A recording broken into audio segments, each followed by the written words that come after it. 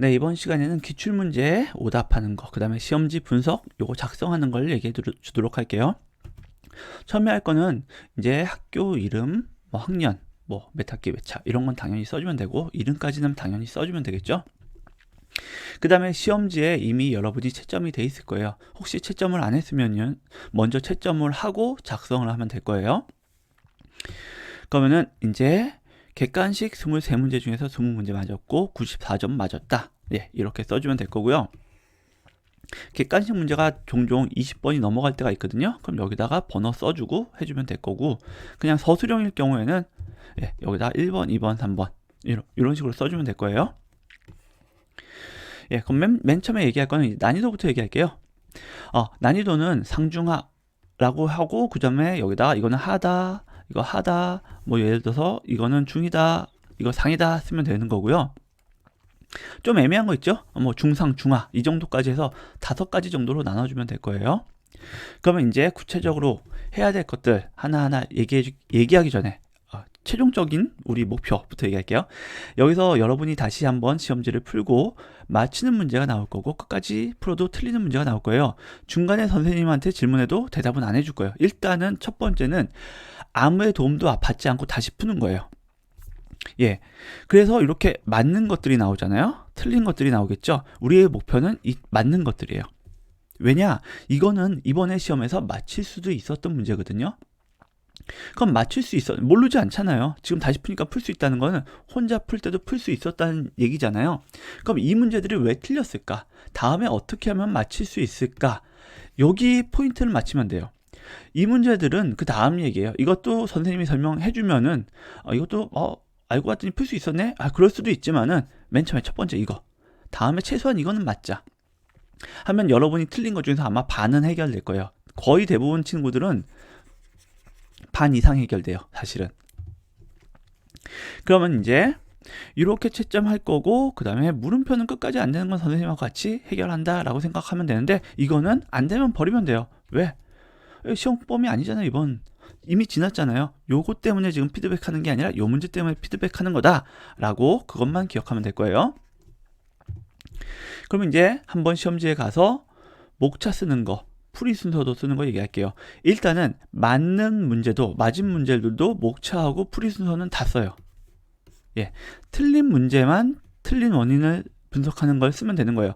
틀린 문제는 한마디로 다 쓰게 되는 거고, 맞은 문제는 목차하고 풀이 순서 쓰게 되고, 틀린 원인 분석은 당연히 맞았으니까 할 필요는 없죠.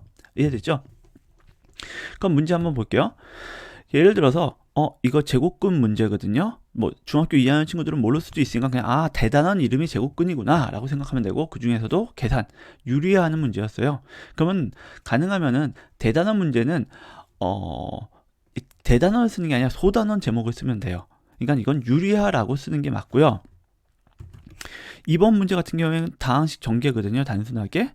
그러니까 이거는 뭐 기본이라고 쓸 수도 있고, 다항식 기본이라고 쓸 수도 있고, 아니면은 그냥 다항식, 이렇게 너무 기본인 문제들은 그냥 대단원 이름 쓰는 것도 괜찮아요. 아니면 계산, 다항식 계산 이렇게 쓰면 되는 거고요. 뭐 세 번째 문제 같은 경우에는 좀 단계가 있어서 여러분이 문제 요걸 해석하려는 게 아니니까 단계만 얘기할게요. 첫 번째 이거는 유리화를 해야 되고, 두 번째는 인수분해를 해야 되고, 세 번째는 대입을 해야 돼요. 이렇게 풀이 순서가 나오는 것들이 있거든요. 그거는 여기다 써주면 되는 거예요. 이건 유리화하고, 그 다음에 인수분해하고, 그 다음에 대입을 하면 되는구나. 이런 식으로 단계가 있는 건 단계를 쓰면 되는 거고, 첫 번째 문제 같은 거, 하 문제들은 보통 그냥 한 단계거든요. 그냥 유리화 하나잖아요. 그러면은 그것만 써주면 되는 거예요. 그래서 쉬운 문제들은 목차 자체가 풀이 방법일 때가 되게 많고, 어려운 문제들일수록 이 단계들이 좀 많이 나온다 라고 생각하면 될 거예요. 그럼 틀린 원인 분석은 어떻게 하는 거냐? 그것도 예를 한 번만 들어줄게요. 이 친구 같은 경우에는 요걸 틀렸는데,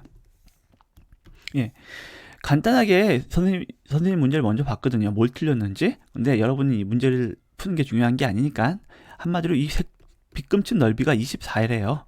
그때 이 넓이를 가지고 한마디로 이 거리, 이거 x라고 할게요. 이 거리를 찾는 거예요. 그럼 여러분, 지름이 20이니까는 반지름 10의 제곱, 맨 처음에 문제 푼 것 좀 볼게요. 2분의 1, 그 다음에 10의 제곱 하니까 반원 나왔죠. 요 반원 빼기 2분의 1 x제곱, 2분의 1 x제곱 하고 요 원의 넓이니까 뺀 것 같아요. 빼기 요거는 x라고 했으니까 20 빼기 x 될 거고, 요 넓이를 이렇게 썼어요. 그럼 여러분 틀린 부분 찾았어요? 예, 요 부분이 틀렸죠. 이게 반지름 해야 되는데 x라고 미지를 잡아놨더니 뭘 썼어요? 그쵸, x를 바로 써버리는 바람에 틀렸잖아요. 그래서 2분의 1 곱하기 2분의 x, 반지름의 제곱이잖아요. 그쵸, 이렇게 썼어야 되죠. 그럼 이 친구가 틀린 거는 반지름을 썼어야 되는데 지름을 바로 썼죠. 그럼 이거 몰라서 틀린 거 아니겠죠. 23번이니까 어려워서 틀린 거 아니에요. 다 맞았는데 반지름을 지름으로 표시한 거예요.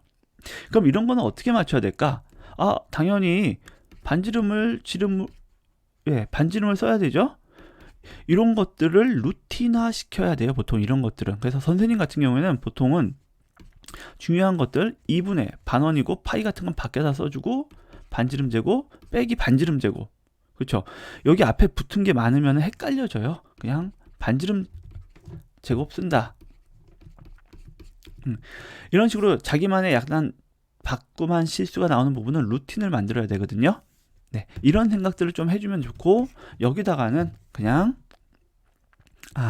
x 2분의 x였네 이렇게 쓰면 되네.